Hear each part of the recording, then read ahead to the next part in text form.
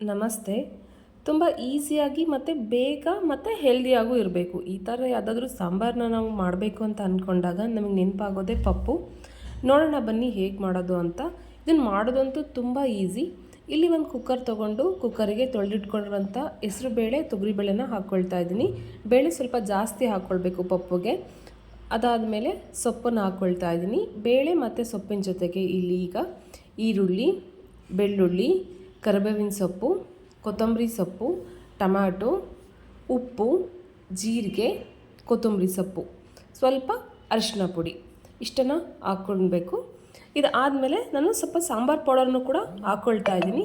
Sambar powder ನಿಮ್ಗೆ ಇಷ್ಟ ಇದ್ದರೆ ಹಾಕ್ಕೊಳ್ಳಿ, ಇಲ್ಲಾಂದರೆ ಸ್ಕಿಪ್ ಮಾಡಿ. ಇಷ್ಟನ್ನು ಹಾಕಿದ ಮೇಲೆ ಈಗ 1 ಟೀ ಸ್ಪೂನ್ ಎಣ್ಣೆ ಹಾಕ್ತಾಯಿದ್ದೀನಿ.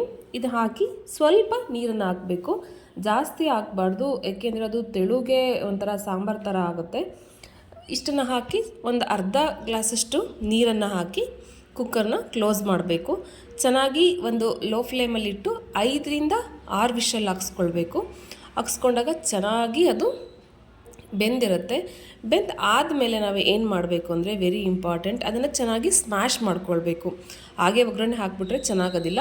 ಚೆನ್ನಾಗಿ ಸ್ಮ್ಯಾಶ್ ಮಾಡಿಕೊಂಡಾಗ ಅದು ಬೇಳೆ, ಸೊಪ್ಪು ನಾವೆಲ್ಲ ಹಾಕಿ ಬೇಯಿಸಿರ್ತೀವಲ್ಲ, ಅದು ಎಲ್ಲ ಪದಾರ್ಥ ಕೂಡ ಚೆನ್ನಾಗಿ ಮಿಕ್ಸ್ ಆಗುತ್ತೆ, ಒಳ್ಳೆ ಟೇಸ್ಟ್ ಕೂಡ ಬರುತ್ತೆ. ಈ ಥರ ಸ್ಮ್ಯಾಶ್ ಮಾಡ್ಕೊಂಡು ಆದಮೇಲೆ ನಾವು ಒಗ್ಗರಣೆ ಮಾಡ್ಕೊಳ್ಳೋಣ. ಒಗ್ಗರಣೆಗೆ ಆ್ಯಸ್ ಯೂಶ್ವಲ್ ಎಣ್ಣೆ, ಜೀರಿಗೆ, ಸಾಸಿವೆ, ಸ್ವಲ್ಪ ಜೀರಿಗೆನ ಜಾಸ್ತಿ ಹಾಕ್ಕೊಳ್ಬೇಕು, ಟೇಸ್ಟ್ ಚೆನ್ನಾಗಿರುತ್ತೆ. ಕರಿಬೇವಿನ ಸೊಪ್ಪು, ಬೆಳ್ಳುಳ್ಳಿ, ಈರುಳ್ಳಿನೂ ಕೂಡ ಜಾಸ್ತಿ ಹಾಕ್ಕೊಂಡ್ರೆ ಚೆನ್ನಾಗಿರುತ್ತೆ, ಉದ್ದಾಗಿ ಕಟ್ ಮಾಡಿರಬೇಕು. ಇಷ್ಟನ್ನು ಹಾಕೊಂಡು ಆದಮೇಲೆ ನಾವು ಆಲ್ರೆಡಿ ಸ್ಮ್ಯಾಶ್ ಮಾಡಿ ಇಟ್ಕೊಂಡಿರೋಂಥ ಬೇಳೆ ಬೇಯಿಸ್ಕೊಂಡು ಇಟ್ಕೊಂಡಿರ್ತೀವಲ್ವ, ಅದನ್ನು ಇದಕ್ಕೆ ಹಾಕಿ ಮಿಕ್ಸ್ ಮಾಡಬೇಕು.